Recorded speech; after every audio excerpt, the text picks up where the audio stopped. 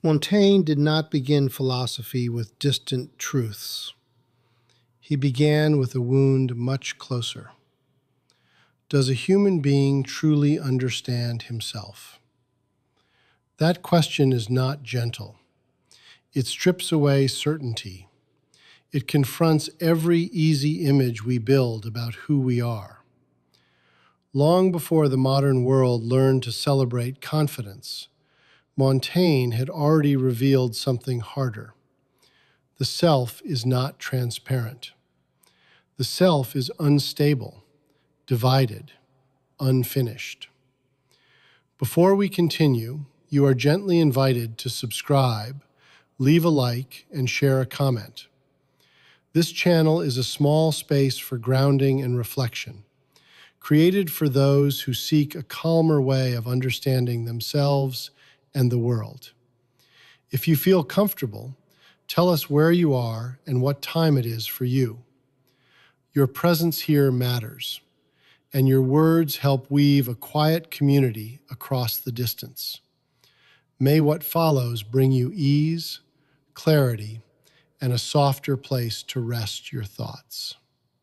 Montaigne stands at the beginning of a rare intellectual courage. While others tried to build closed systems, he turned inward and found contradiction. While the world searched for final answers, he learned to remain awake inside uncertainty. That is his force. He does not offer a perfect doctrine. He demands honesty. He asks whether we can look at our shifting thoughts, our habits, our fears, and still endure the truth of what we see. His philosophy moves slowly, but it cuts deep. It teaches that wisdom is not domination over life. Wisdom is the discipline of facing complexity without fleeing into illusion. We are not as coherent as we pretend. We are shaped by custom, desire, weakness, memory, and death. To study the self, then, is not vanity. It is the most direct path toward understanding the human condition. And this is where the journey must begin. Not with abstract theories floating above life, but with the unstable theater within us. From here, we can enter the deeper structure of Montaigne thought, where self-observation becomes philosophy, doubt becomes strength, and human fragility becomes the ground of truth. Chapter 1. The Self as an Unsolved Mystery. Man is not transparent to himself. He is the most complex thing he will ever encounter, yet the one he understands the least. Long before modern psychology attempted to map the mind, before philosophy built rigid systems to define human nature, Michel de Montaigne had already begun from a far more unsettling position. When the world still believed that knowledge meant certainty, he asked a quieter but more dangerous question. Do you actually understand yourself? Or are you only repeating what you think you are? This question does not comfort. It destabilizes. Because most people assume they know who they are. They describe themselves with confidence, their character, their values, their identity. Everything appears coherent, structured, stable. But this coherence is often an illusion. The first layer of Montaigne's insight is simple and direct. Self-knowledge does not begin with definition. It begins with observation. Not observation of others, observation of yourself. Your reactions, your impulses, your contradictions, your shifting thoughts. The small details that most people ignore because they do not fit into a clean narrative. And once you begin to observe honestly, something breaks. You realize that you are not consistent. You say one thing and feel another. You believe something strongly, then doubt it later. You act with confidence in one moment and hesitation in the next. You are generous in one situation and indifferent in another. There is no single, stable version of you. This is the second layer. The self is not a fixed identity. It is a moving field of contradictions. And this is where most people retreat, because contradiction threatens the idea of control. It disrupts the image you have built about yourself. It forces you to admit that you are not as unified, not as clear, not as stable as you assumed. So instead of confronting it, you simplify. You choose one version of yourself and ignore the rest. You construct a narrative that feels consistent. You say, "This is who I am," and you defend it. But that defense is not truth. It is protection. Montaigne refuses that protection. He does not try to resolve contradictions. He exposes them. He shows that the self is not something you finalize. It is something you encounter again and again, each time from a different angle. This is the third layer. Understanding yourself is not a goal you reach. It is a process that never ends. Because the moment you think you have fully understood yourself, you stop observing. You replace attention with assumption. You close the question. And once the question is closed, self-knowledge disappears. This is the paradox. To know yourself, you must accept that you will never fully know yourself. This does not weaken understanding, it deepens it. Modern thinking resists this idea. It seeks clarity, definition, identity that can be stated and maintained. It wants the self to be stable, predictable, explainable. But Montaigne dismantles this desire. He shows that the self is not a system to be solved. It is a reality to be lived through. And living through it requires something most people avoid: honesty without comfort. This honesty is not about confessing to others. It is about refusing to lie to yourself, not exaggerating your strengths, not hiding your weaknesses, not pretending coherence where there is none. It requires you to look at yourself without immediately correcting what you see. And this is difficult, because what you see is not always flattering. You see inconsistency. You see impulses that contradict your values. You see thoughts that you would rather not admit. You see a self that is fragmented, unstable, unfinished. And the instinct is immediate: to fix it, to organize it, to make it coherent, to turn it into something acceptable. But Montaigne resists this instinct, because the moment you try to fix the self too quickly, you stop understanding it. You replace observation with construction, and construction hides more than it reveals. The deeper challenge is to remain with what you see, to allow contradiction to exist without immediately resolving it, to allow uncertainty to remain without forcing clarity. This is not passivity, it is discipline, the discipline of not escaping. A clear figure emerges here, a person who begins to observe themselves honestly. They notice their changing moods, their shifting beliefs, their inconsistent behavior. At first, it is unsettling. They feel less stable, less certain, less defined. But something else begins to appear, a different kind of awareness.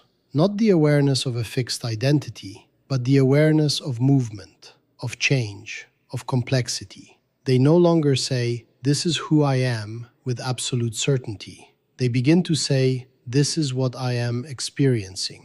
And that shift changes everything, because it removes the illusion of finality. The self is no longer something to defend. It becomes something to explore. Through this figure, Montaigne's insight becomes clear. You are not a conclusion. You are an ongoing inquiry. This inquiry is not abstract. It is lived. It appears in small moments, in how you react when challenged, in how you behave when no one is watching, in how your thoughts shift under pressure. These moments reveal more than any fixed definition ever could, but only if you pay attention, and attention requires slowing down.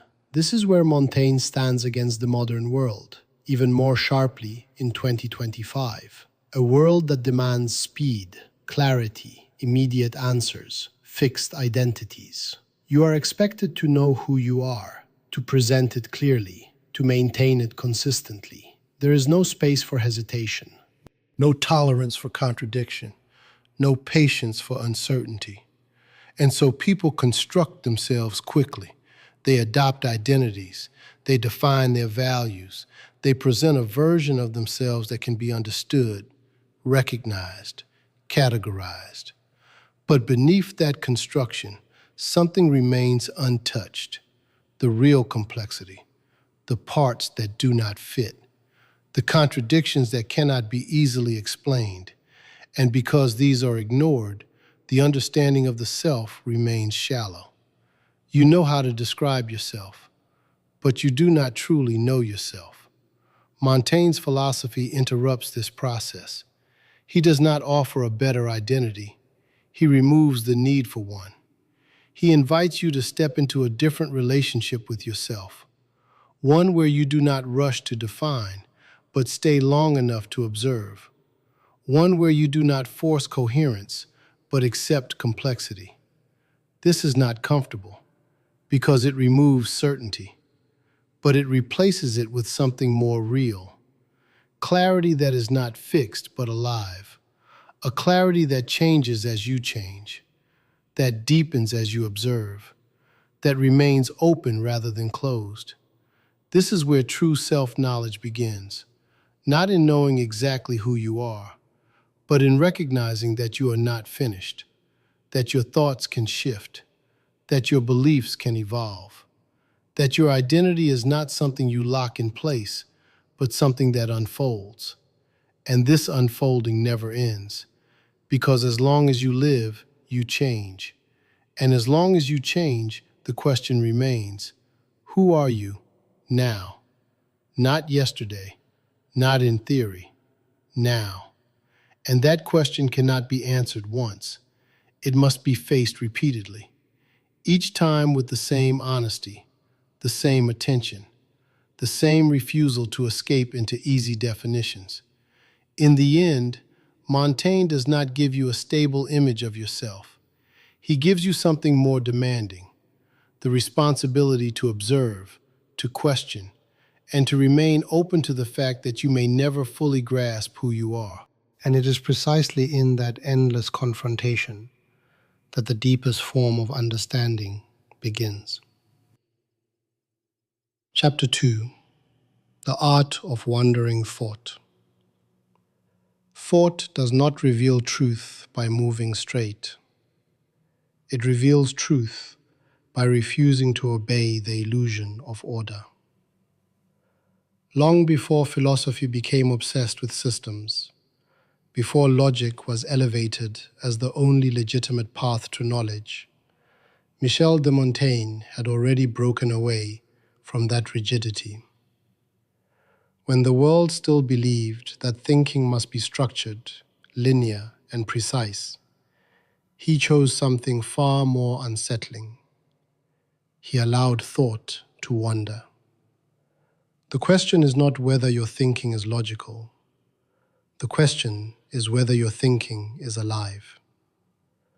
Most people believe that clarity comes from order, that to understand something, you must proceed step by step, from premise to conclusion, from beginning to end. Everything must follow a line. Everything must connect cleanly. But this belief hides a deeper problem, because life itself is not linear. Experience does not unfold in perfect sequence. Emotions do not obey logic. Insight does not arrive on command. It appears suddenly, unexpectedly, often in moments that seem disconnected from deliberate reasoning. And yet, people try to force their thinking into rigid structures. They want certainty. They want control. They want conclusions that feel stable and complete. But in doing so, they lose something essential. They lose honesty. This is the first layer of Montaigne's insight. Thought that is too structured often becomes artificial. It does not follow the movement of the mind. It follows the demand for coherence. You begin with an idea, and instead of exploring it freely, you force it into a shape that makes sense. You remove contradictions. You eliminate detours. You present something clean. But what you present is no longer the full truth. It is a version that has been edited to appear correct. Montaigne refuses this. He writes as he thinks, moving from one idea to another, returning, circling, contradicting himself, not because he is careless, but because he is faithful to the movement of his mind. This is the second layer. Truth does not always appear in a straight line. Sometimes it emerges through detours, through repetition, through hesitation, through contradiction. And if you cut these away in the name of clarity, you may also cut away the truth itself. This is what makes wandering thought powerful. It does not rush to conclusion. It allows space for discovery. Modern thinking resists this deeply, especially in a world like 2025, where speed is valued above depth. You are expected to think quickly, respond immediately, produce clear answers without delay. There is no patience for wandering, no tolerance for uncertainty, no space for thought that does not immediately justify itself. And so people train themselves to think efficiently, to move directly to conclusions, to present ideas in clean structures, to avoid hesitation. But this efficiency comes at a cost. You become faster, but not deeper.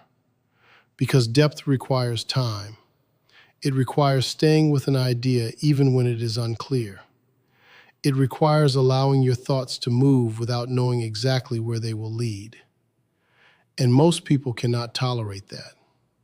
They feel uncomfortable when they do not know, when their thinking is not immediately organized, when their ideas do not form a clear structure. So they force clarity, and in doing so, they lose contact with something more honest. The third layer reveals the core of Montaigne's method.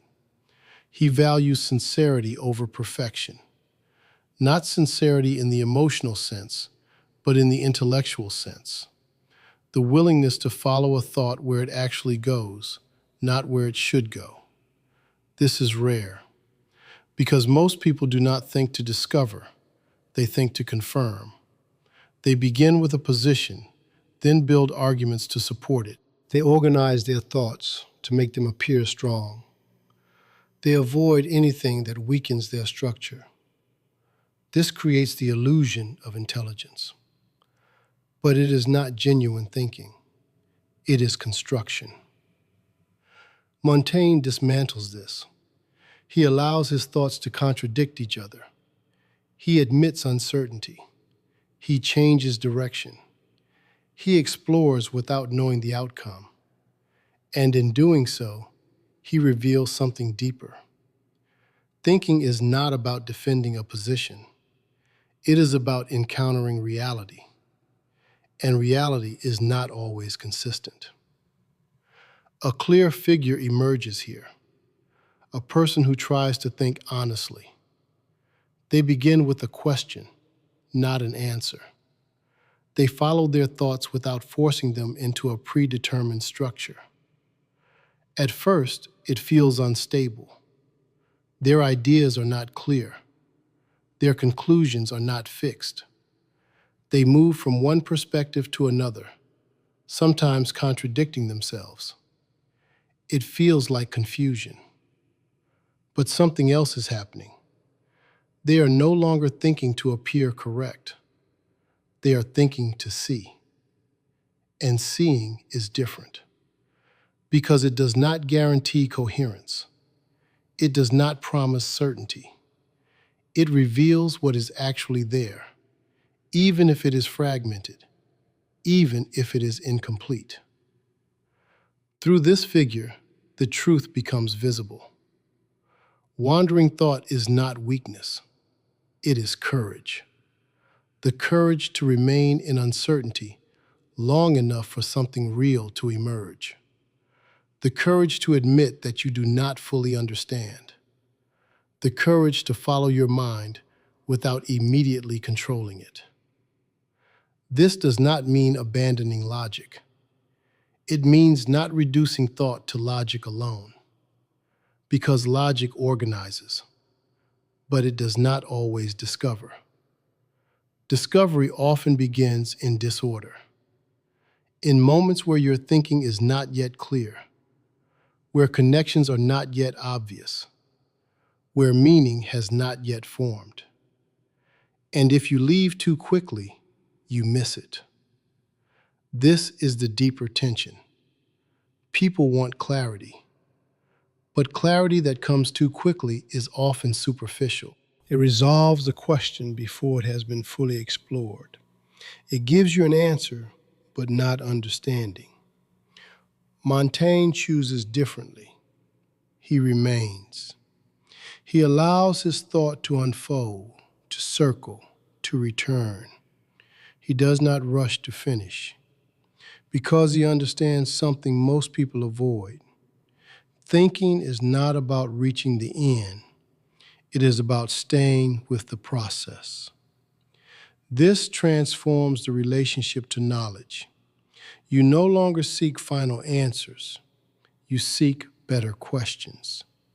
You no longer try to eliminate uncertainty. You learn to navigate it. You no longer aim for perfect consistency. You accept that contradiction is part of being human. This acceptance is not passive. It is precise, because it requires constant attention. You must notice when you are forcing your thoughts into a shape that feels safe but is not true. You must recognize when you are avoiding uncertainty by jumping to conclusions. You must slow down. And slowing down is difficult because it feels like losing control. But in reality, it is the only way to regain it. Control that comes from forcing structure is fragile. It depends on maintaining coherence at all cost. The moment something does not fit, it breaks. But control that comes from understanding is different. It is flexible. It allows for change. It adapts. And it remains grounded because it is not built on illusion. In the world of 2025, this distinction becomes critical. Information is everywhere. Answers are immediate. Explanations are simplified. Everything is designed to reduce thinking to consumption. You receive ideas already organized, already concluded, already presented as complete.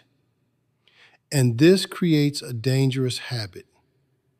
You stop thinking for yourself, not because you cannot, but because you no longer need to. Everything is given. And when everything is given, wandering disappears. But without wandering, there is no discovery, only repetition. Montaigne's philosophy interrupts this. He does not give you answers to adopt. He gives you a way to think. a way that is slower, less certain, more demanding, a way that requires you to engage with your own mind, not just absorb what is presented. And this engagement changes everything. Because once you begin to think this way, you cannot return to passive acceptance. You start to notice when ideas are too clean, too certain, too quickly resolved. You begin to question what feels obvious. You become aware of the gaps. And in those gaps, something new appears. Not immediate clarity, but the possibility of real understanding. In the end, Montaigne does not teach you how to think correctly. He teaches you how to think honestly. And honesty in thought is not about being right. It is about refusing to simplify what is complex, refusing to conclude what has not been fully seen, refusing to replace living thought with dead certainty. Because the moment your thinking becomes too perfect, it stops being real. And the moment it stops being real, it no longer belongs to you. Chapter 3. What do I really know? Certainty is the most dangerous illusion the human mind can produce. Long before modern science built its authority on precision, before knowledge became something to accumulate and defend, Michel de Montaigne had already asked a question that cuts deeper than any system can tolerate. When the world still believed that wisdom meant knowing, he exposed a more unsettling truth. The more certain you are, the more blind you may become. The question is not what you know. The question is how much of what you claim to know can survive honest doubt. At the surface, knowledge feels like stability. You gather facts, build beliefs, form conclusions. You construct a structure that allows you to navigate the world with confidence. You say, this is true, this is right, this is how things are. And that structure gives you comfort, because uncertainty is removed. But this comfort hides a fracture, because most of what you call knowledge is not examined, it is accepted. This is the first layer of Montaigne's insight. Certainty often comes not from understanding, but from repetition. You hear something enough times, and it begins to feel true. You grow up in a certain environment, and its beliefs become natural. You align with a group, and its opinions become yours. Nothing feels forced. And that is precisely the danger, because what feels natural is often what has never been questioned. Montaigne introduces something radical here: doubt, not as weakness, as discipline. This is the second layer. Doubt is not the absence of knowledge. It is the condition that makes real knowledge possible. Without doubt, you do not examine. Without examination, you do not understand. Without understanding, what you call knowledge is only assumption. Most people fear doubt because it destabilizes. It removes the ground beneath their beliefs. It forces them to confront the possibility that they may be wrong. And being wrong is uncomfortable. It threatens identity. It disrupts certainty. It creates a gap where there was once clarity. So people avoid it. They protect their beliefs. They defend their positions. They surround themselves with confirmation. They reject anything that challenges what they already accept. And in doing so, they become more certain, but also more blind. This is the paradox. The stronger your certainty, the less you see. Because certainty closes the question. And once the question is closed, thinking stops. Montaigne refuses this closure. He asks again and again, what do I actually know? Not as a rhetorical question, as a genuine confrontation. And when you take that question seriously, something unsettling happens. Your knowledge begins to shrink. Things you once felt sure about become less clear. Beliefs that felt solid begin to weaken. Opinions that seemed obvious start to reveal their limits. You realize that much of what you thought was knowledge is fragile, context dependent, incomplete. This is not failure, it is clarity. The third layer emerges here. Intellectual humility is not a weakness of the mind, it is its highest form of strength. To admit that you do not fully know is not to abandon thinking, it is to begin thinking properly. Because only when you recognize the limits of your understanding can you approach reality without distortion. But this humility is difficult because it removes superiority. It prevents you from standing above others with certainty. It forces you to accept that your perspective is partial, that your conclusions are provisional, that your understanding is always subject to revision. And most people resist this because certainty gives power. It allows you to speak with authority, to judge, to decide without hesitation. Doubt removes that power. It introduces hesitation. It forces you to pause. And in a world like 2025, where speed and confidence are rewarded, hesitation feels like weakness. You are expected to have answers, to respond quickly, to speak clearly and decisively. There is no space for uncertainty, no tolerance for saying, I do not know. And so people construct certainty. They present themselves as knowing, even when they are not. They simplify complex issues into clear positions. They choose sides. They defend those sides. And this creates an illusion of clarity. But beneath that clarity lies fragility, because what is not examined cannot withstand pressure. The moment reality becomes more complex, the structure begins to crack. And when it cracks, people react in two ways. They either double down on their certainty, refusing to admit doubt, or they collapse into confusion, unable to navigate uncertainty. Montaigne offers a third path: to remain in doubt without collapsing, to question without losing direction. To accept that knowledge is always incomplete, yet still continue to think, to observe, to engage.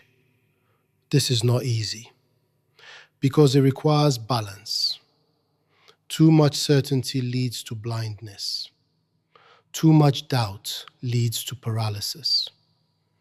The challenge is to stay between them, to think without closing, to question without dissolving. This balance is dynamic.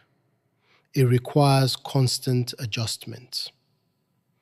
A clear figure appears here, a person who begins to question what they know. They do not reject all knowledge.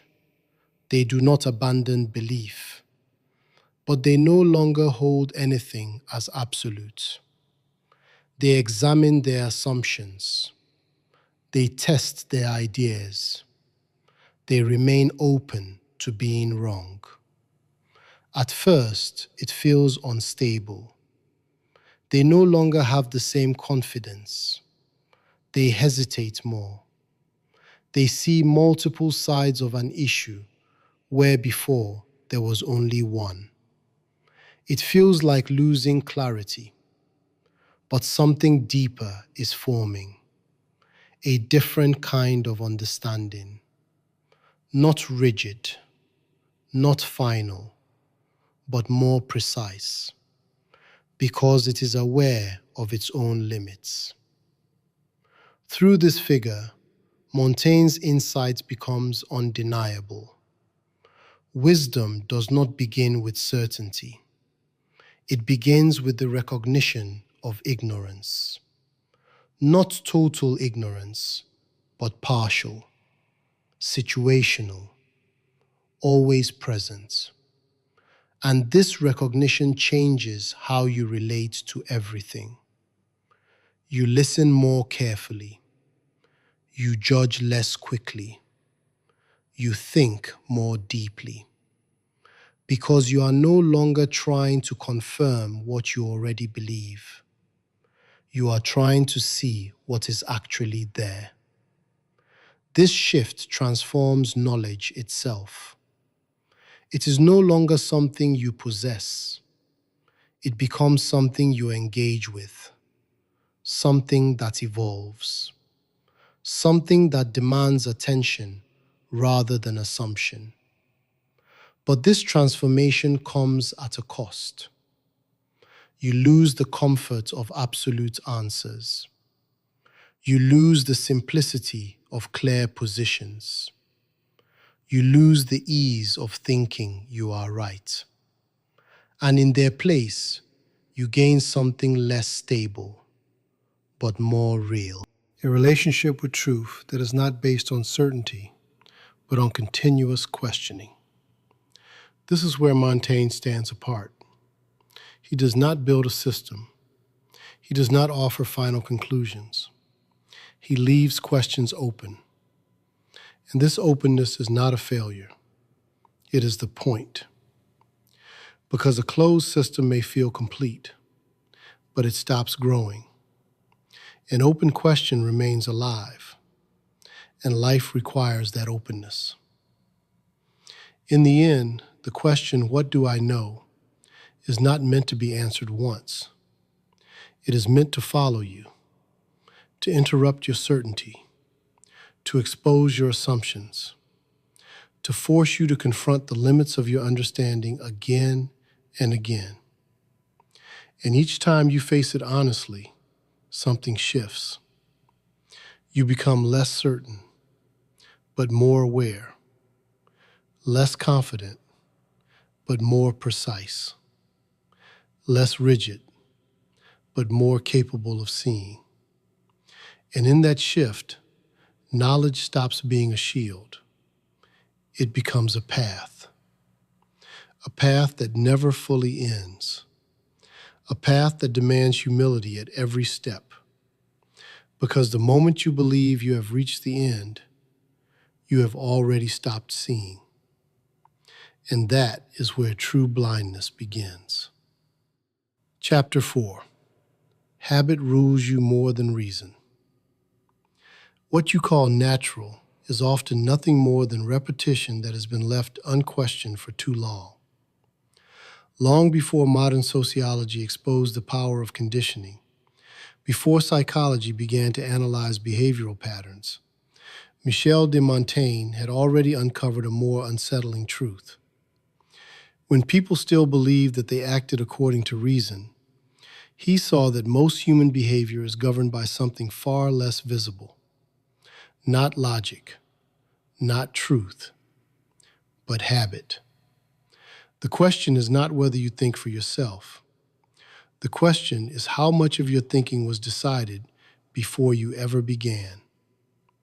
At the surface, habit appears harmless.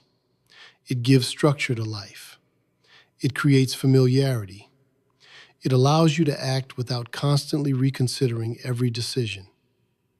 You wake, you move, you respond in ways that feel automatic, and that automatic quality feels natural. But this is the first illusion, because what feels natural is often only what has been repeated enough times to become invisible. This is the first layer. Habit disguises itself as truth. You believe something is correct, not because you have examined it, but because you have lived with it for so long that it no longer feels questionable. It becomes part of your background, part of the way the world simply is. And once something feels like that, you stop looking at it. This is where reason quietly disappears. Because reason requires distance. It requires the ability to step back and question what is given. But habit removes that distance. It absorbs you into what is familiar. You no longer evaluate, you continue. Most people do not notice this shift. They believe they are acting rationally. They justify their choices. They explain their beliefs. Everything appears grounded. But beneath those explanations lies something simpler: repetition. You think what you have been taught to think. You value what your environment has reinforced. You react in ways that have been shaped by past experience. And all of it feels like your own. This is the second layer. The crowd does not need to force you. It only needs to surround you. Because once you are immersed in a set of norms, they begin to define what feels right and what feels wrong. Not through argument, but through exposure, through constant presence. You begin to align without noticing. This alignment creates a powerful effect. It produces the sensation of certainty. If everyone around you believes something, it feels obvious. If a behavior is widely practiced, it feels correct. If a value is constantly reinforced, it feels true. And so you adopt it, not as a choice, as a given. This is where Montaigne cuts deeper. He shows that what you call reason is often just habit that has learned to justify itself. You do not begin with independent thought and arrive at conclusions. You begin with inherited patterns and then build explanations around them. This reverses everything, because it means your thinking is not as free as you assume. It is structured before it begins. The third layer exposes the danger. Habit not only shapes your beliefs, it limits your imagination. Because once something feels natural, alternatives begin to feel unnatural, strange, unnecessary, even wrong. You do not explore them, you reject them instinctively. And in doing so, your world becomes narrower, not because options do not exist, but because you no longer see them. This is how entire societies maintain themselves, not through force, through normalization. People do not need to be controlled externally when they have already internalized the patterns that guide them. They enforce those patterns on themselves. They become both subject and guard, and this creates a closed system where change is possible but rarely pursued because everything already feels correct. In the world of 2025, this mechanism has intensified beyond what Montaigne could have imagined. Habit is no longer only formed through immediate surroundings. It is reinforced constantly through digital environments, through repeated exposure to the same ideas, the same reactions, the same structures of approval. You are not just shaped by your environment. You are immersed in it continuously. And this immersion accelerates normalization. What you see repeatedly becomes what you accept. What you accept becomes what you believe. What you believe becomes what you defend. And at no point does it feel imposed. It feels like you. This is the deepest illusion, because it removes the distinction between what is yours and what has been given to you. You no longer ask where your beliefs come from. You only ask how to justify them.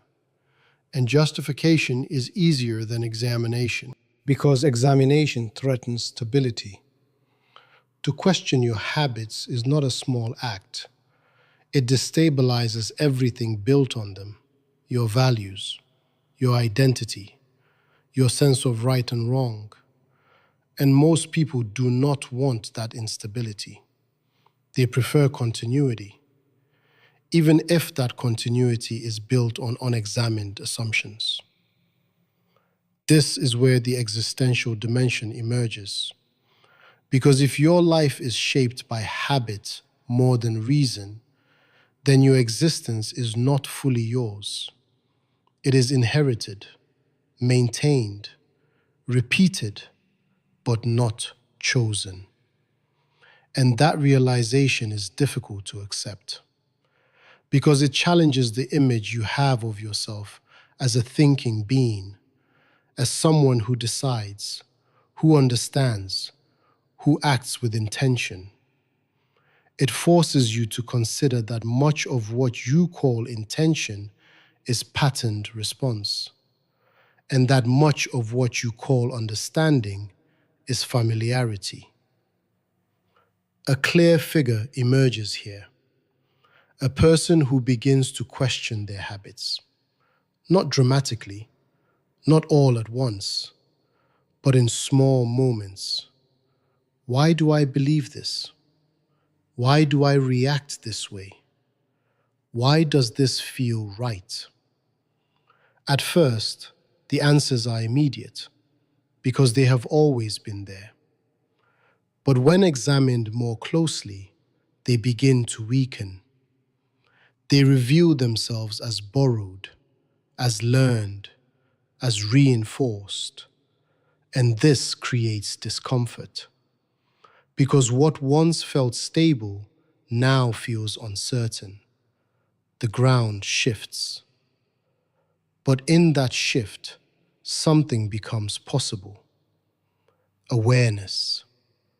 Not the awareness of new knowledge, but the awareness of how knowledge was formed. And this awareness changes everything. Because once you see that your habits are not neutral, you can no longer fully trust them. You begin to question what feels obvious. You begin to notice how quickly you accept certain things without examination. You begin to see the structure. And seeing the structure is the first step to stepping outside it. But stepping outside is not easy, because habit does not disappear. It resists. It pulls you back toward familiarity, toward what feels comfortable, toward what does not require effort. And effort is required here.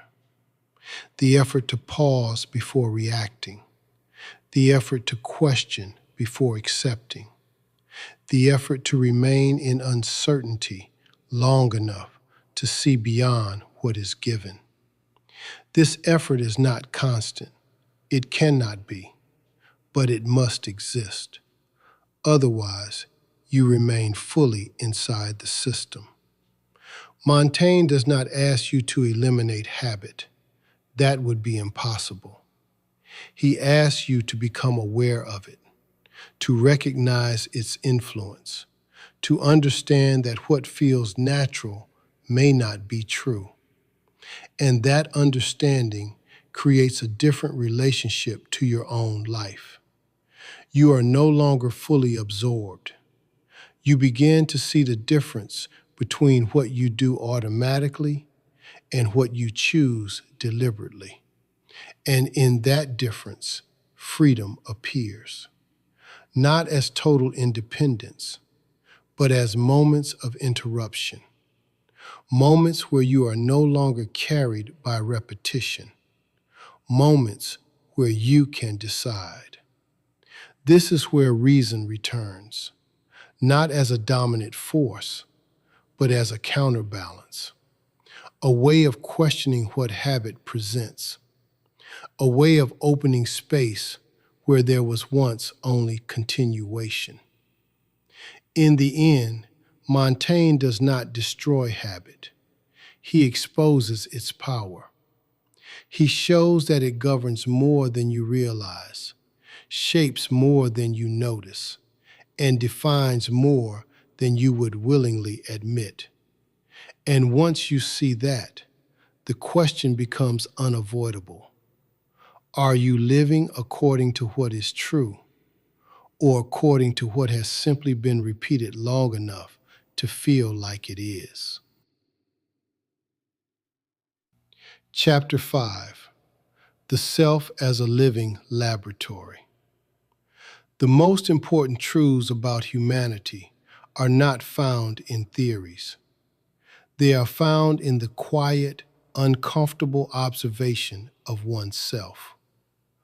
Long before philosophy became abstract, before thinkers tried to explain human nature through systems and universal laws, Michel de Montaigne had already chosen a radically different path.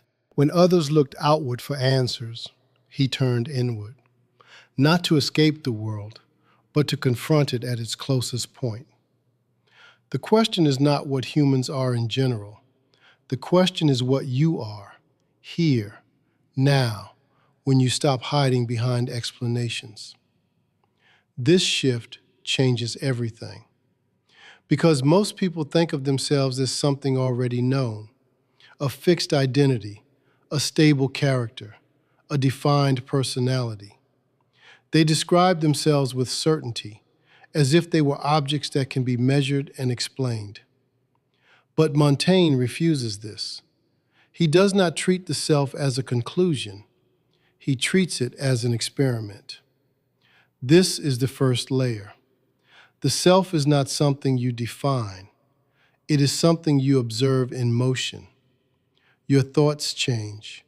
Your emotions shift. Your reactions contradict each other. What you believe today may not hold tomorrow. What you reject in one moment, you may accept in another. There is no stable core that remains untouched. And this instability is not a flaw. It is the truth of being human. Most people resist this truth. They want consistency. They want coherence. They want to believe that they are the same person across time, across situations, across experiences. So they construct a narrative. They select certain traits and ignore others.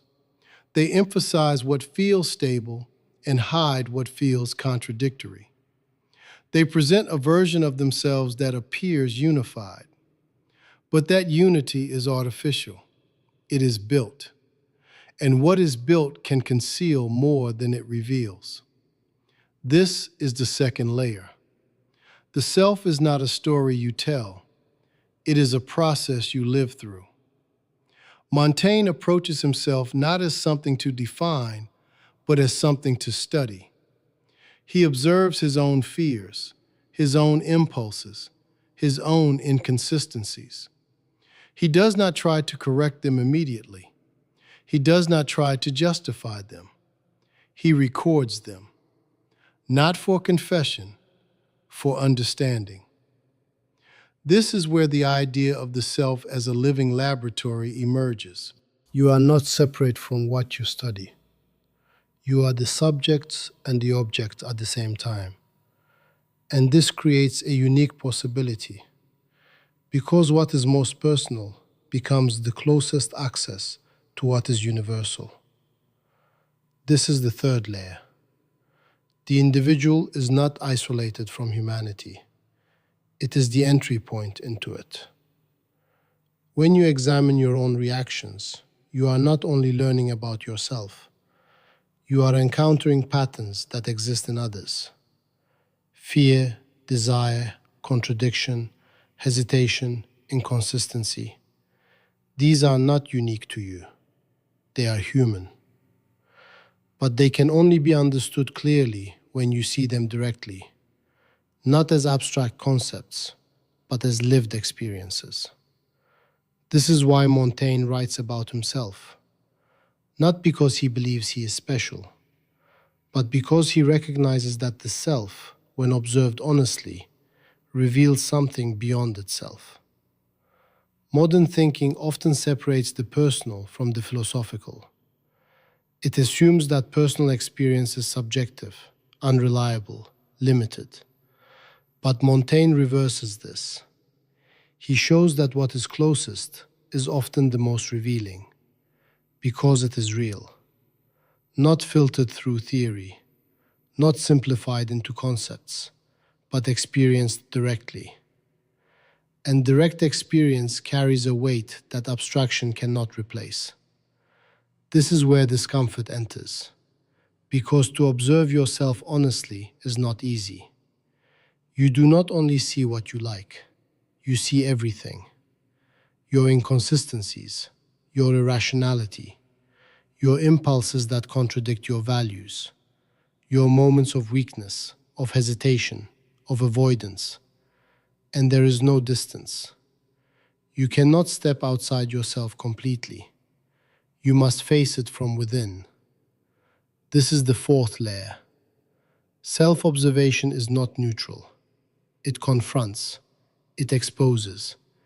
It removes the illusions you maintain about who you are. And most people avoid this. They prefer to think about themselves in abstract terms, to define rather than observe, to explain rather than confront, because explanation is safer.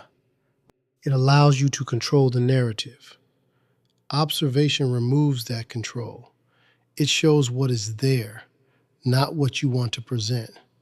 And what is there is often uncomfortable. But this discomfort is necessary, because without it, there is no depth. You remain at the surface, describing yourself without ever truly encountering yourself. A clear figure emerges here, a person who begins to treat their own life as something to examine, not constantly, not obsessively, but with attention.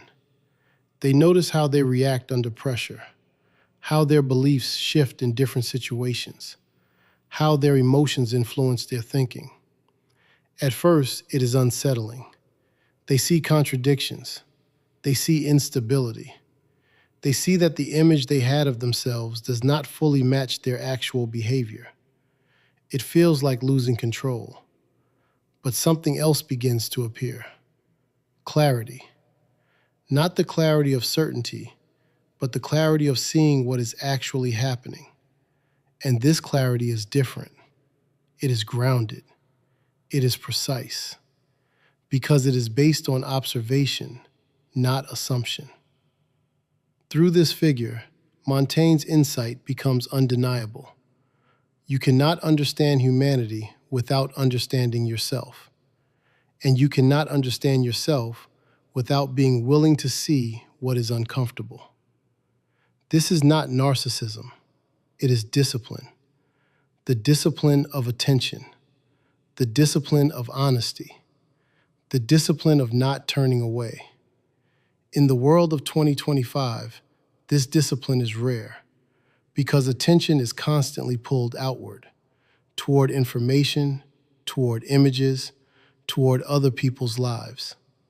You are encouraged to observe everything except yourself. And even when you do turn inward, it is often in a controlled way. You reflect in order to improve, to optimize, to become better according to external standards. But this is not what Montaigne is doing.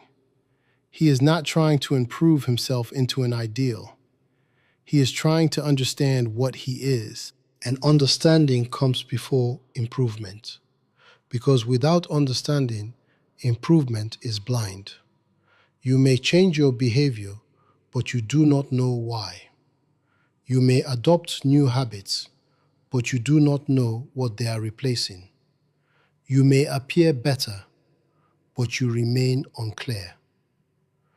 Montaigne rejects this superficial transformation. He goes deeper. He stays with what he sees. He allows contradictions to exist without rushing to resolve them. He accepts that the self is not something that can be perfected into consistency. This acceptance is not resignation, it is precision, because it aligns with reality. Human beings are not consistent. They are not fixed. They are not fully rational. And any attempt to force them into that shape creates distortion. The goal is not to eliminate contradiction. It is to understand it, to see how it operates, to recognize when it appears, and to remain aware of it. This awareness changes how you live. You become less attached to rigid self-images, less defensive when contradictions appear, less certain but more accurate, because you are no longer trying to protect an identity, you are observing a process. In the end, Montaigne does not give you a method to become someone else. He gives you a way to encounter who you already are, not as a fixed object, but as a living, shifting, unfinished reality. And this encounter never ends, because as long as you live, you change. And as long as you change, the experiment continues. And the only question that remains is whether you are willing to observe it honestly, or whether you will continue to live inside a version of yourself that was easier to believe, but never entirely true. Chapter 6: Learning to Live with Death. Death is not what ends life. It is what gives life its weight before it ends.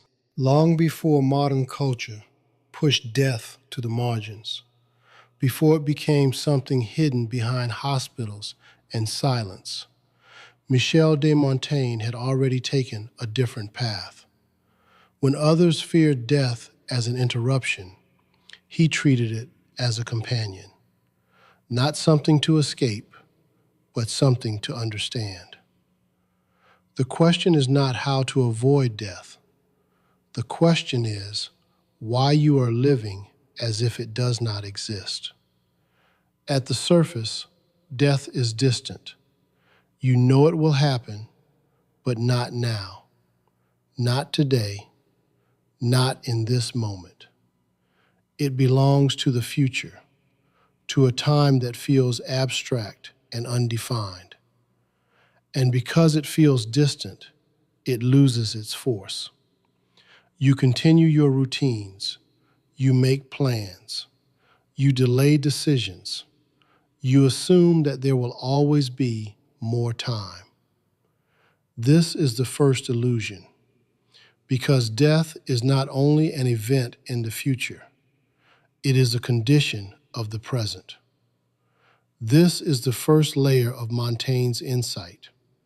To live without awareness of death is to live without depth. Not because death must dominate your thoughts, but because without its presence, your life expands without tension. Everything feels extendable. Everything can be postponed. Nothing feels urgent in a meaningful way. And when nothing feels urgent, nothing is fully lived. This is why most people avoid thinking about death, not because they do not understand it, but because it disrupts the illusion of endless time. And endless time is comfortable. It allows you to delay what is difficult, to postpone what is essential, to avoid confronting questions that require immediate attention.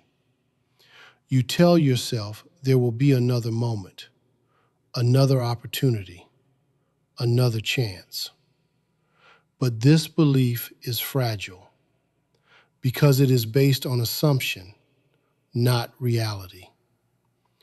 The second layer cuts deeper. Death is certain, but its timing is not. And this uncertainty changes everything because it removes the guarantee of later. You cannot say with certainty that you will have time to correct your path, to resolve your contradictions, to live more fully. You only have the present, and the present is not infinite. This realization is not comfortable. It introduces pressure, not the pressure of panic, the pressure of clarity. You begin to see that every moment is not just passing, it is being used, and how you use it defines your life. Most people resist this clarity because it demands responsibility. If your time is limited, then your choices matter more. If your life is finite, then how you live cannot be treated lightly. And this weight is difficult to carry. So people return to distraction. They fill their time. They avoid silence. They surround themselves with activity that prevents reflection. Because reflection leads back to the same realization. Time is not endless. And if time is not endless, then your life is not something you can postpone indefinitely. This is the third layer. Awareness of death is not about fear. It is about attention. It sharpens your perception. It removes what is trivial. It forces you to distinguish between what matters and what does not. Things that once felt important begin to lose their weight. Social expectations, minor conflicts, the constant need for validation. They do not disappear, but they are seen differently. Because under the horizon of death, their importance becomes relative. This does not mean that life becomes serious in a heavy, oppressive way.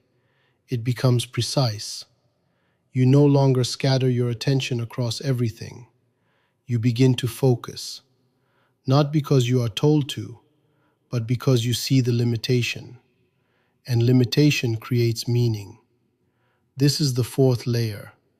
Life becomes deeper when it is understood as finite. Without limits, nothing is defined. Without an ending, nothing is complete. Death gives form to life.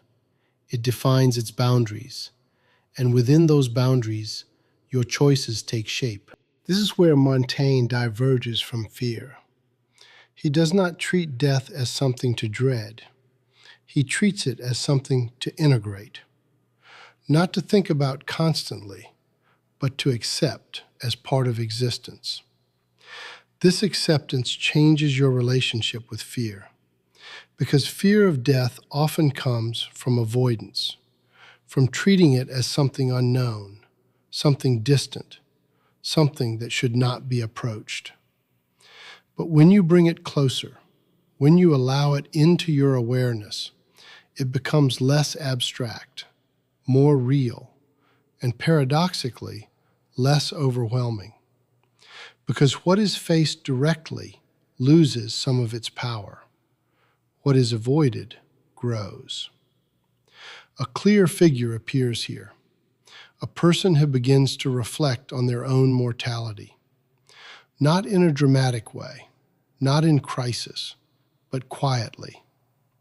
They realize that their time is limited. At first, this creates discomfort. They feel the weight of it. They question their choices.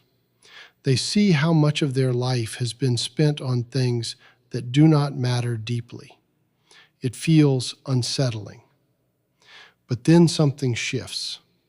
They begin to live differently. Not radically, but consciously. They pay more attention to what they do. They choose more carefully where to invest their time. They become less concerned with what is superficial, more focused on what feels real. Not because they are trying to optimize their life, but because they see it clearly. Through this figure, Montaigne's insight becomes undeniable. To learn how to die is to learn how to live. Not in the sense of preparing for death, but in the sense of allowing its certainty to inform your existence. This does not mean becoming obsessed. It means becoming aware. And awareness transforms everything.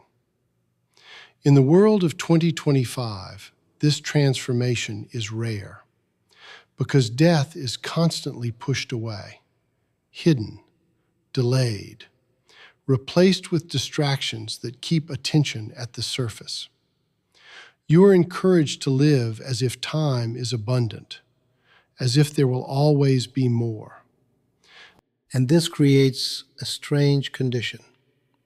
Life becomes extended, but not deepened. You do more, but you understand less. You experience more, but you engage less. Because without the awareness of limitation, everything becomes equal. Nothing stands out. Nothing demands your full presence. Montaigne interrupts this.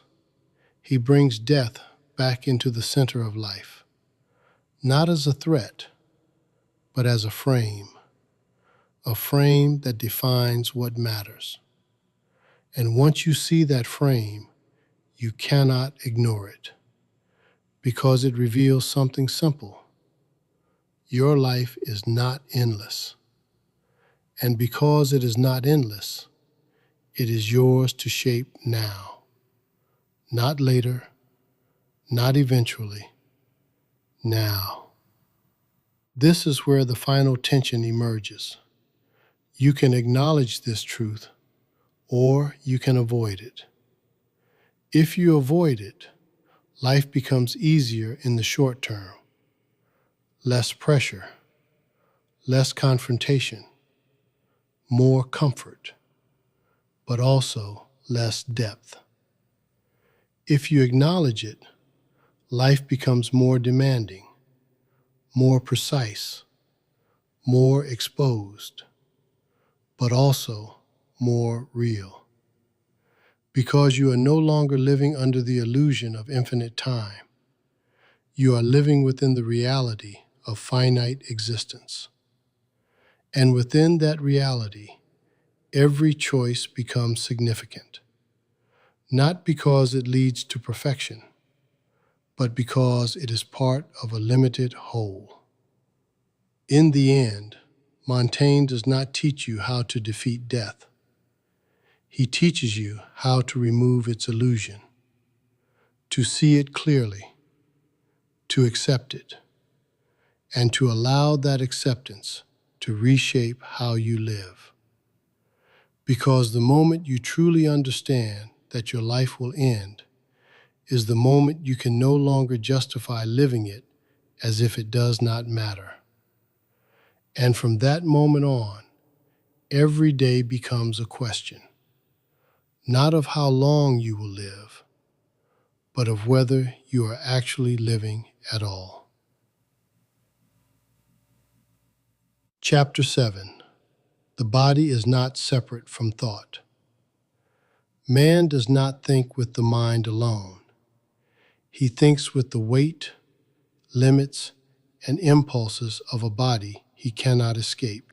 Long before modern philosophy tried to separate reason from sensation, before intellect was elevated as something pure and detached, Michel de Montaigne had already confronted a truth that most systems avoid. When thinkers imagined the human being as a rational machine, he saw something far less clean. Thought is not independent. It is entangled with flesh, with pain, with desire, with fatigue. The question is not whether you are rational. The question is how much of your thinking is shaped by a body you pretend does not matter. At the surface, reason appears superior.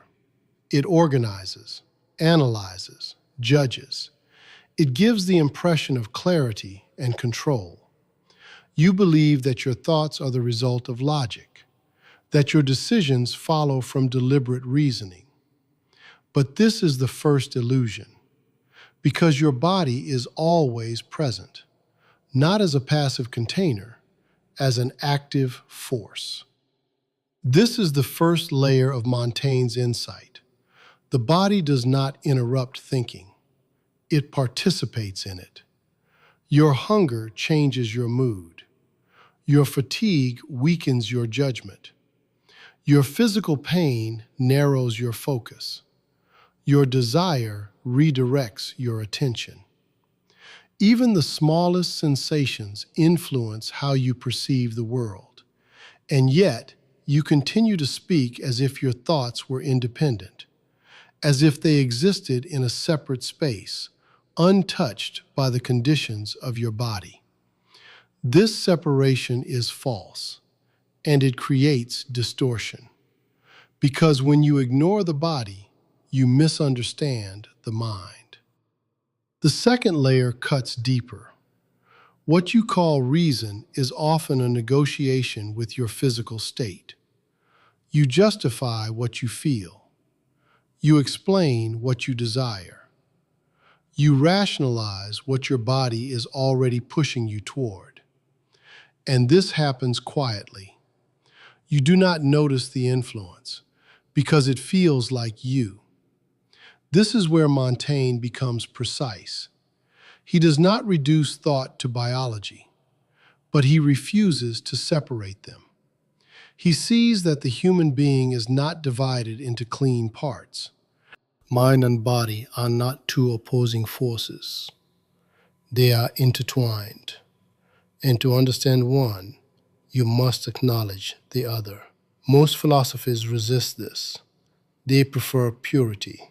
They elevate reason as something higher, something that should control the body, something that must remain untouched by sensation.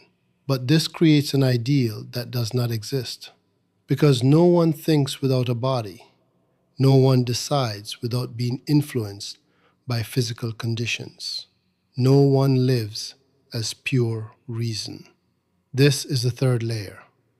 The body introduces limitation, and limitation is not a flaw. It is the structure of existence. You cannot think endlessly. You cannot act without fatigue. You cannot feel without being affected. Your body defines your range, and within that range, your thinking operates. This changes how you understand yourself.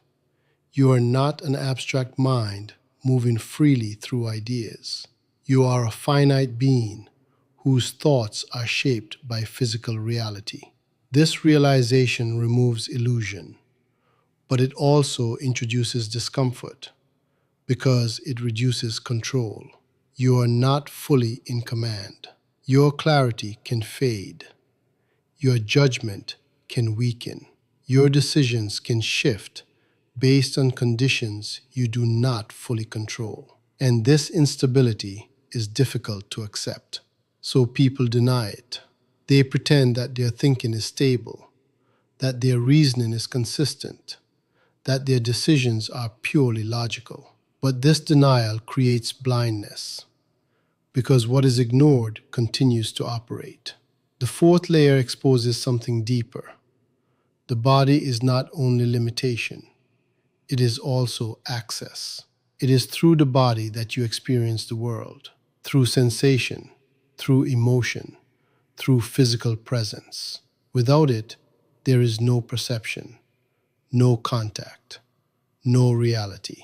And yet, people try to understand life as if it could be grasped purely through thought. They analyze without feeling. They define without experiencing. They construct ideas without grounding them in lived reality. This leads to abstraction. And abstraction can be precise, but it can also be empty because it lacks weight. Montaigne refuses this emptiness. He insists that to understand the human condition, you must understand its physical dimension. Pain is not just a distraction, it is part of existence. Desire is not just a weakness, it is part of motivation. Fatigue is not just an inconvenience, it shapes your capacity to act and think. To ignore these is to misunderstand yourself. A clear figure emerges here, a person who begins to pay attention to how their body influences their thinking.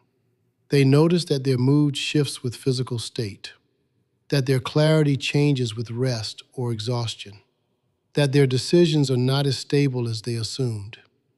At first, this feels unsettling. They see that they are less in control than they believed. But something else appears: accuracy. They begin to understand their own limits. They recognize when their thinking is compromised. They see how their body shapes their perception. And this awareness changes how they act. Not perfectly, but consciously. Through this figure, Montaigne's insight becomes undeniable. You cannot separate what you think from what you feel. You cannot isolate reason from the conditions that produce it. And once you accept this, your relationship to yourself shifts. You become less rigid, less attached to the idea of perfect rationality, less defensive when your thinking changes. Because you understand that change is part of your structure, not a failure. This does not weaken reason, it grounds it. Because reason that ignores the body becomes abstract. Reason that acknowledges the body becomes real. In the world of 2025, this disconnection has intensified. People live in environments that prioritize mental output, productivity, constant engagement. The body is often treated as secondary, something to manage, optimize, or ignore. You are expected to think clearly, regardless of exhaustion, to perform regardless of physical state, to remain consistent regardless of internal fluctuation. And this creates pressure. Because it demands something that is not possible, you are not a machine. You are a living being, and living beings fluctuate. When this is ignored, people become disconnected from themselves. They do not understand why their thinking changes, why their motivation shifts, why their decisions feel unstable. They search for explanations in abstract terms. But the answer is often simpler. Their body is involved. Montaigne brings you back to this reality, not to reduce you, but to clarify you. He shows that understanding yourself requires accepting your limits, not as constraints to eliminate, but as conditions to work within. This acceptance changes how you approach life. You become more attentive, more aware of when you are capable of thinking clearly and when you are not, more careful about the decisions you make under certain conditions, more grounded in your own experience. This is not control, it is alignment. Alignment with what you actually are, not what you imagine yourself to be. In the end, Montaigne does not lower the value of reason. He restores its context. He shows that reason is not a detached force floating above the body. It is something that emerges within it. And that emergence is unstable, influenced, limited, but also real, because it belongs to a living being, not an abstract system. And once you understand that, the illusion of perfect rationality collapses, leaving you with something less perfect, but far more true. The recognition that every thought you have carries the weight of a body that shapes it, and that you can no longer pretend that your mind exists anywhere else. Chapter 8. Friendship as one of the highest forms of human existence. A human being is never fully revealed in isolation. It is only in the presence of another that the depth of the self is forced into the open. Long before modern society reduced relationships to utility, before connection became transactional and filtered through convenience, Michel de Montaigne had already identified something rare and difficult.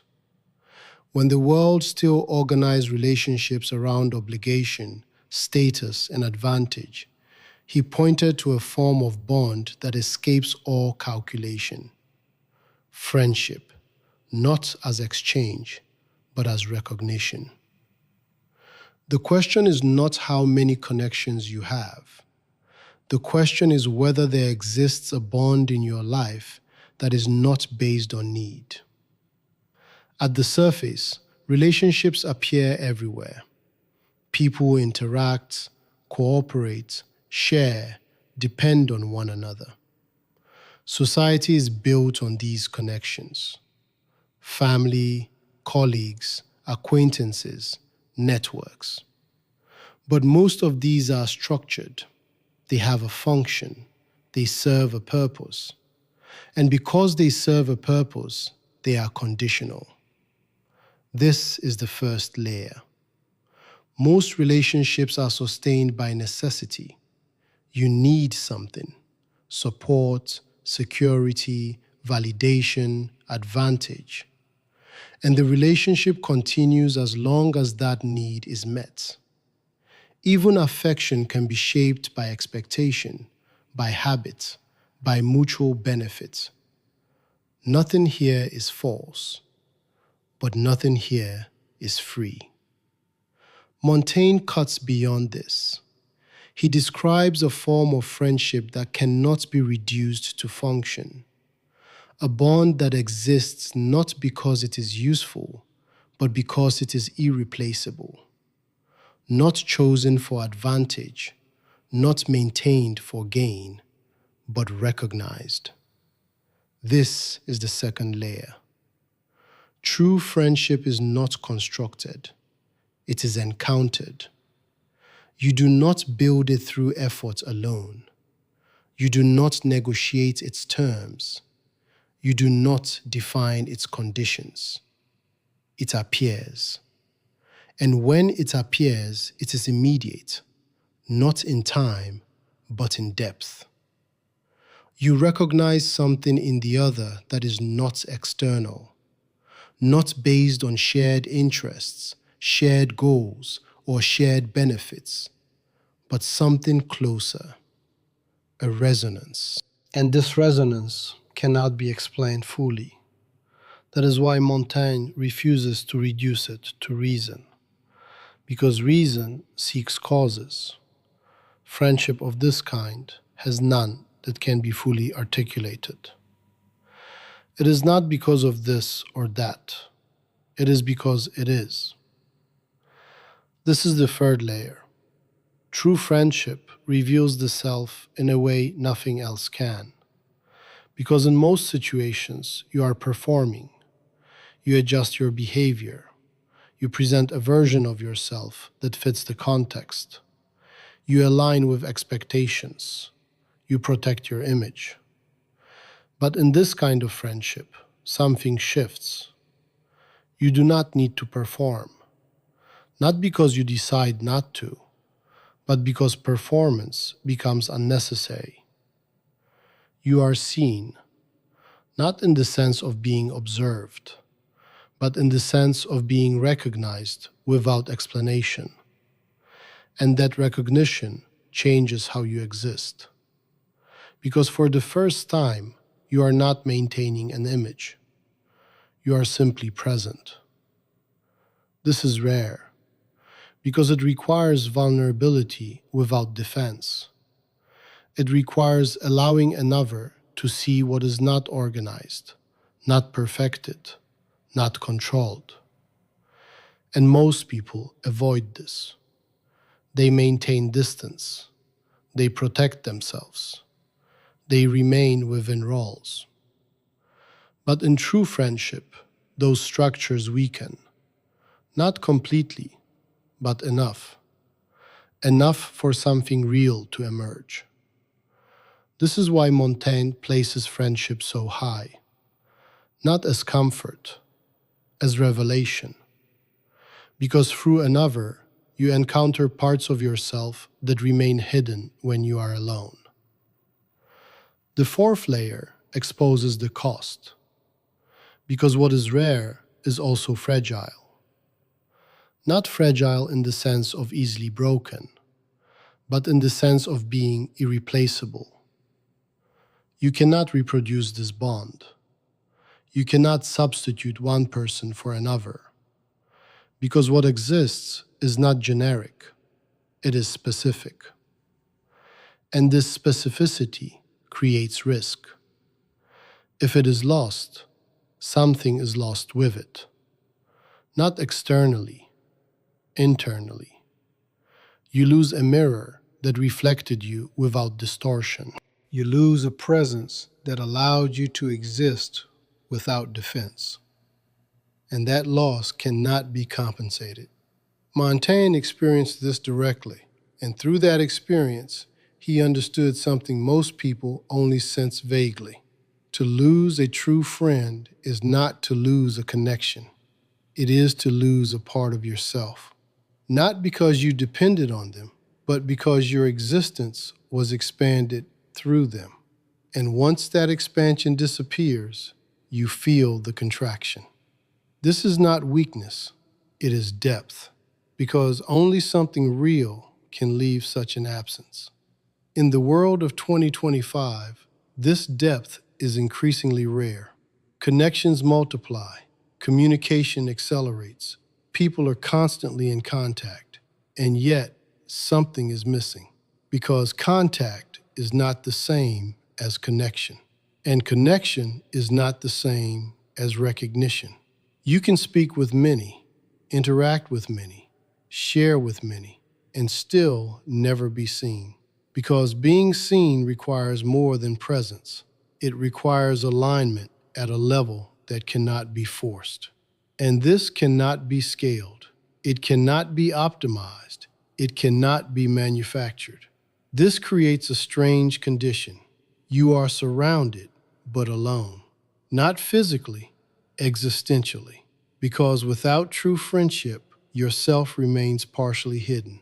Not because you are hiding it deliberately, but because there is no space where it can fully appear. This is the deeper psychological layer. Human beings do not only need others for support, they need others for revelation, to encounter themselves in a way that isolation cannot provide. And when this encounter is absent, something remains incomplete, not visibly, but fundamentally. A clear figure emerges here. A person who has many relationships, but few that reach depth. They are connected, active, engaged, but something feels missing. Not dramatically, subtly. They are never fully at ease, never fully seen, never fully able to exist without adjusting. And then, at some point, they encounter a different kind of bond, not planned, not expected, and suddenly, something changes. They speak without calculation. They exist without constant adjustment. They feel recognized without needing to explain themselves. And this experience is different, not because it is intense, but because it is true. Through this figure, Montaigne's insight becomes undeniable. Friendship at its highest form is not an addition to life. It is a transformation of it, because it changes how you relate to yourself. You become less guarded, less constructed, less dependent on external validation, because you have encountered a space where you are already accepted, not for what you present, but for what you are. This does not eliminate difficulty. It does not solve existence, but it deepens it, because it introduces a dimension that cannot be replaced by achievement, by status, by success. It introduces meaning that is not tied to function, and meaning that is not tied to function is rare. In the end, Montaigne does not romanticize friendship. He does not present it as something everyone must have. He presents it as something that reveals what is possible in human existence. A bond that escapes utility, a connection that exposes the self, a presence that cannot be replaced. And once you have encountered it, the question becomes unavoidable. Are the relationships in your life sustaining you, or are they only surrounding you? Because there is a difference. And in that difference lies the boundary between being connected and being truly known. Chapter 9. Education is not filling but awakening. A mind that is full is not necessarily a mind that understands. It may only be a mind that has learned how to repeat.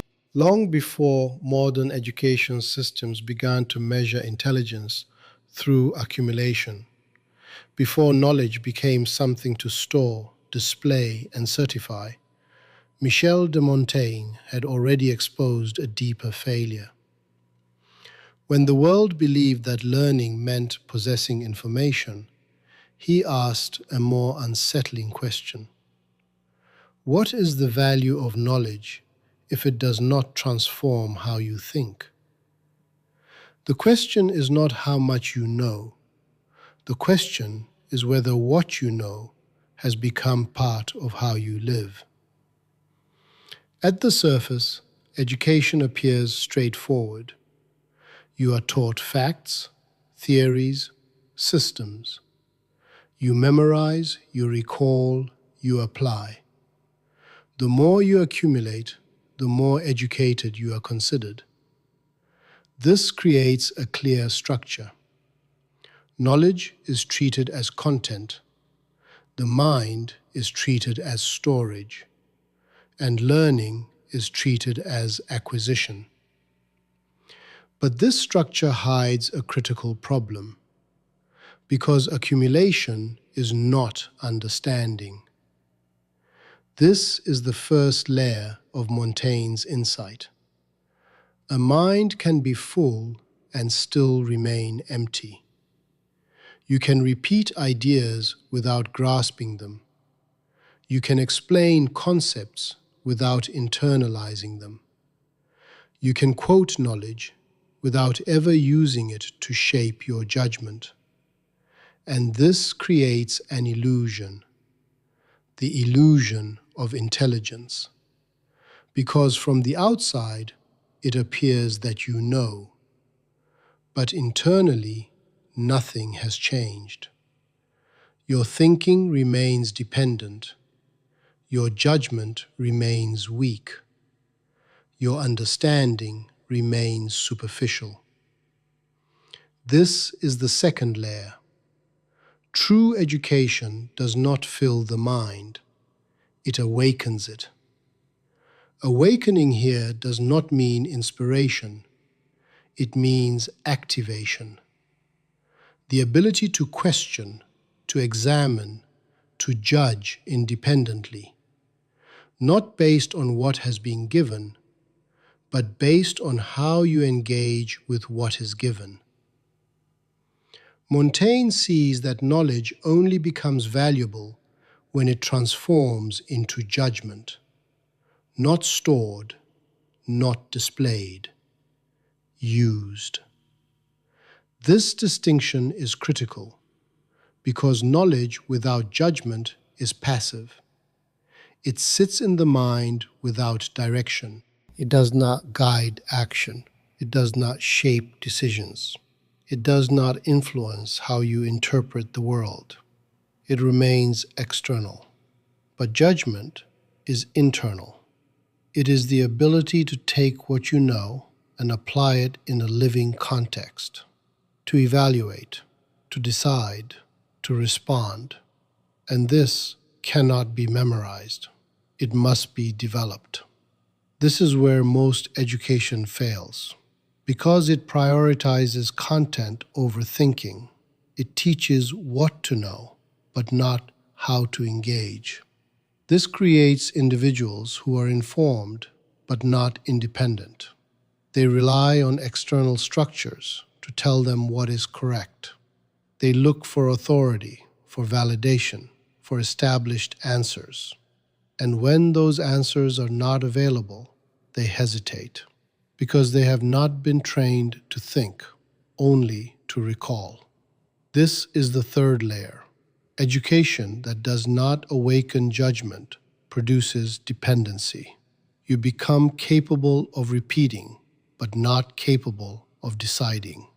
And decision is where life actually happens. Because life does not present itself as a set of predefined questions with clear answers. It presents ambiguity, uncertainty, situations that require interpretation. And without judgment, knowledge cannot help you. You know many things, but you do not know what to do. Montaigne refuses this separation. He insists that learning must be connected to living, not in a superficial sense, but in a fundamental one. What you learn must enter your thinking. It must influence how you see. It must change how you respond. Otherwise, it remains external. And what remains external cannot guide you. This is why he values a mind that can think over a mind that can store. Because thinking creates movement, storage creates weight, and weight without movement becomes burden. The fourth layer exposes something deeper. The purpose of education is not to produce certainty. It is to cultivate discernment, to teach you not what to believe, but how to approach belief, to make you less dependent on fixed answers and more capable of navigating uncertainty. This is uncomfortable because uncertainty removes stability. It forces you to engage actively, to question, to decide without guarantee. And most systems avoid this because it is harder to measure, harder to control, harder to standardize. So they choose clarity, defined content, clear answers, predictable outcomes. But this clarity is limited because it only works within controlled conditions. Outside of those conditions, it collapses. A clear figure emerges here, a person who has been educated in the traditional sense. They know many things. They can explain, recall, present. But when faced with a situation that requires independent judgment, they hesitate. They search for the correct answer, but there is none, only possibilities. And without the ability to evaluate those possibilities, they feel lost. At the same time, another person appears. They may know less in terms of content, but they think, they question, they examine. They are able to approach a situation without needing a predefined answer, not because they are certain, but because they are engaged. And this engagement allows them to act. Through this contrast, Montaigne's insight becomes undeniable. Education is not about how much you carry. It is about how you move, how you think, how you respond. In the world of 2025, this problem has intensified. Information is everywhere, accessible instantly. You can learn anything at any time. And yet, understanding has not deepened proportionally, because access is not engagement. You can consume knowledge endlessly without ever transforming it. You can accumulate information without ever developing judgment. And this creates a new form of ignorance, not the absence of knowledge, but the inability to use it. You know more, but you understand less. Because understanding requires effort. It requires slowing down, questioning, connecting, testing ideas against experience. And this is not efficient. It cannot be accelerated easily, so it is often avoided. Montaigne interrupts this pattern. He brings learning back to its essential function, not to inform, but to awaken, to create a mind that does not simply receive, but interacts, that does not only accept, but evaluates, that does not depend entirely on external authority, but develops its own capacity. This does not mean rejecting knowledge. It means transforming your relationship to it. You no longer treat it as something to possess. You treat it as something to work with, something that enters your thinking and changes it. This transformation requires discipline, the discipline of questioning what you learn, of not accepting immediately, of testing ideas against your own experience, of allowing knowledge to challenge you, not just confirm what you already believe. This is not comfortable because it destabilizes. It removes the ease of passive learning. It forces you into active engagement. But this engagement is where real education happens because it creates independence, not isolation, but the ability to stand within your own thinking, to make judgments that are not entirely borrowed, to act based on understanding that is alive, not stored. In the end, Montaigne does not measure education by how much you know. He measures it by how you think. And thinking, in its true form, is not accumulation. It is transformation, a continuous process of engaging with what you encounter, shaping it, questioning it, integrating it into your way of being. And once this process begins, knowledge is no longer something you carry. It becomes something that moves through you. And the moment it stops moving, the moment it becomes static, memorized, unquestioned, it loses its value. Because education was never meant to fill your mind. It was meant to awaken it. And if your mind remains asleep beneath the weight of everything you know, then nothing you have learned truly belongs to you. Chapter 10, Living with Contradiction and Resisting Cruelty.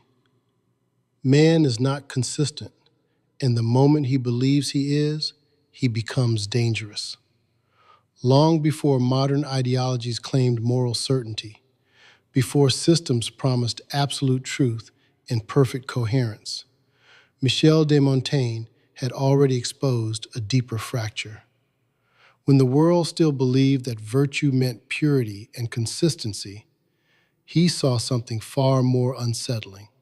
Human beings are not unified. They are divided, shifting, contradictory. The question is not whether you are consistent. The question is what happens when you deny that you are not. At the surface, contradiction appears as weakness. You say one thing and do another. You hold beliefs that conflict. You change your mind. You hesitate. You fail to align perfectly with your own principles. This creates discomfort because you want coherence. You want to believe that you are stable, that your identity is clear, that your values are fixed and reliable. So you attempt to resolve contradiction. You simplify yourself. You choose one side and reject the other. You construct a version of yourself that appears consistent. But this is the first illusion, because the contradiction does not disappear. It is only hidden. This is the first layer of Montaigne's insight. Human beings are inherently inconsistent, not occasionally, structurally. Your thoughts shift depending on context. Your emotions influence your judgment. Your values are not applied with perfect uniformity. You respond differently under pressure than you do in calm. And none of this is accidental. It is the condition of being human. To deny this is not to become better. It is to become blind. The second layer cuts deeper. The desire for perfect consistency often leads to rigidity. You begin to enforce coherence at all costs. You refuse to acknowledge contradiction. You defend your position even when it no longer aligns with reality.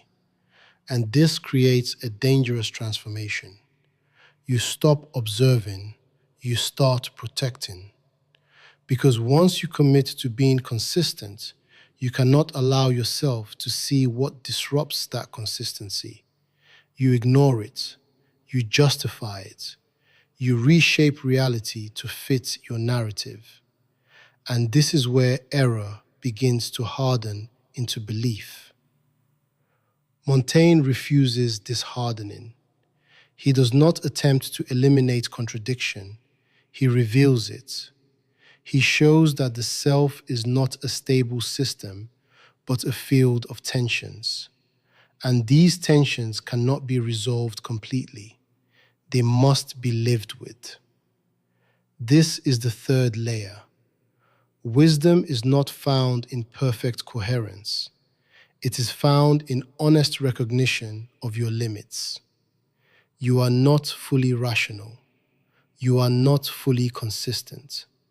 You are not fully in control. And once you accept this, something changes. You become less absolute, less rigid, less certain that your perspective is final. This does not weaken you, it humanizes you, because it opens space for doubt, and doubt prevents cruelty.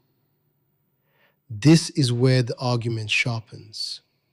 The most dangerous individuals are not those who are uncertain. They are those who are convinced that they are right, convinced that their view is complete, convinced that their belief justifies their actions without question. This conviction removes hesitation, and without hesitation, there is no restraint. This is the fourth layer. Cruelty often emerges from certainty, not from confusion, not from doubt, but from the belief that one is justified.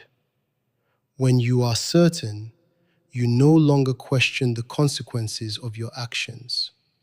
You no longer consider alternative perspectives. You no longer see the limits of your own understanding. You act, and you act with force, because you believe you are correct. This is where contradiction becomes essential, not as a flaw to eliminate, but as a boundary, a reminder that your perspective is incomplete, that your judgment is limited, that your actions must be approached with caution.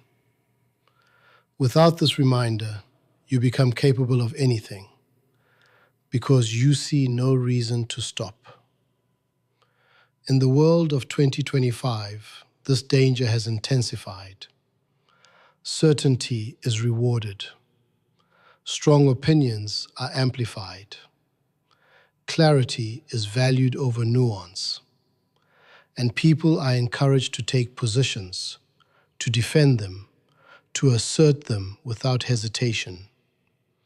There is little space for contradiction, little tolerance for uncertainty, little patience for hesitation. And this creates a culture of rigid identities. People define themselves through fixed beliefs. They align with positions that must be maintained. They defend those positions as if they were extensions of themselves. And in doing so, they lose flexibility. They lose the ability to question. They lose the awareness of their own limits. This is where cruelty can emerge quietly, not in extreme forms, but in everyday interactions, in the refusal to listen, in the dismissal of others, in the certainty that one's own view is sufficient. Montaigne interrupts this pattern. He does not ask you to abandon belief. He asks you to hold it lightly, to recognize that what you think is always partial, that what you believe is always subject to change, that what you judge is always influenced by conditions you do not fully control. This recognition creates restraint. because it prevents you from acting as if your perspective is absolute. It forces you to pause, to consider, to hesitate. And hesitation is not weakness, it is protection. Protection against the illusion of certainty. Protection against the impulse to impose your view without reflection. A clear figure emerges here, a person who recognizes their own contradictions. They see how their beliefs shift, how their reactions vary, how their judgments are not always consistent. At first, this feels destabilizing. They feel less certain, less confident, less defined. But something else appears: awareness. They become more attentive to their own limits, more cautious in their judgments, more open to perspectives that differ from their own. They do not lose the ability to act. They gain the ability to act with restraint. Through this figure, Montaigne's insight becomes undeniable. To live with contradiction is not to accept confusion. It is to accept reality. Because reality is not clean, not perfectly ordered, not fully coherent. And any attempt to force it into that shape creates distortion. This distortion becomes dangerous when it is combined with certainty, because then what is false begins to feel true, and what is incomplete begins to feel sufficient. Montaigne resists this at every level. He refuses to present a perfect self. He refuses to construct a consistent identity. He refuses to claim final truth.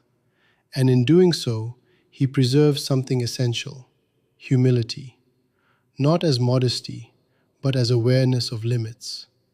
This humility is not passive, it is active. It requires constant attention, constant questioning, constant willingness to revise what you think. And this is difficult because it removes the comfort of certainty. It forces you to live without final answers, to act without absolute justification, to exist in a state of ongoing adjustment. But this is where ethical life becomes possible, not through perfection, not through consistency, but through honesty. Honesty about what you are capable of, what you do not fully understand. In the end, Montaigne does not ask you to eliminate contradiction. He asks you to confront it, to see it clearly, to accept that you are not as unified as you imagine, and to allow that acceptance to shape how you think, how you judge, how you act. Because the moment you believe you are completely right is the moment you become capable of justifying anything. And that is where the most dangerous form of blindness begins. Man does not become wiser by knowing more. He becomes wiser the moment he stops pretending that he has already understood. From the beginning, everything was stripped down to a single, unsettling truth. The self is not clear. Thought is not linear. Knowledge is not certain. Habit is not truth. Identity is not fixed. Even reason is not pure. Michel de Montaigne did not build a system to resolve these tensions. He refused to resolve them, because the problem was never complexity. The problem was the human desire to escape it. You wanted a stable self. He showed you contradiction. You wanted clear thinking. He showed you wandering. You wanted certainty. He gave you doubt. You trusted habit. He exposed its hidden power. You tried to define yourself. He turned you into a question. And with each step, something uncomfortable became undeniable. You do not fully know yourself. Not because you lack intelligence, but because you are not something that can be fully known. You are shifting, inconsistent, influenced, unfinished. And once this is seen, the illusion of control weakens. But something else appears. Clarity. Not the clarity of final answers, the clarity of limits. You begin to see that your thoughts are partial, your judgments are fragile, your beliefs are shaped, your identity is unstable, your body is involved, your time is finite. And this does not destroy meaning, it removes false meaning. Because meaning built on certainty collapses the moment reality contradicts it. But meaning built on awareness of limits endures. It adapts. It remains alive. Montaigne does not ask you to become extraordinary. He asks you to become honest. Honest about what you are. A being that doubts, that changes, that contradicts itself, that seeks, that fails, that continues. In a world like 2025, where voices are loud, opinions are fixed, and certainty is rewarded, this honesty becomes rare. People speak as if they know, act as if they are right, judge as if their perspective is complete. And in that certainty, something dangerous grows: rigidity. Because the more certain you are, the less you question. And the less you question, the more you risk turning your belief into justification. This is where Montaigne's philosophy becomes not only reflective, but necessary. He reminds you that wisdom does not begin with answers. It begins with hesitation, with the ability to stop, to doubt, to ask, what do I actually know? And more importantly, who am I beyond what I have been telling myself? This question does not end. It follows you, interrupts you, returns when you try to escape into certainty. And each time it returns, it demands the same thing: attention. Not to the world first, but to yourself. Not to define, but to observe. Not to conclude, but to remain open. Because the moment you believe you have reached a final understanding is the moment you stop seeing.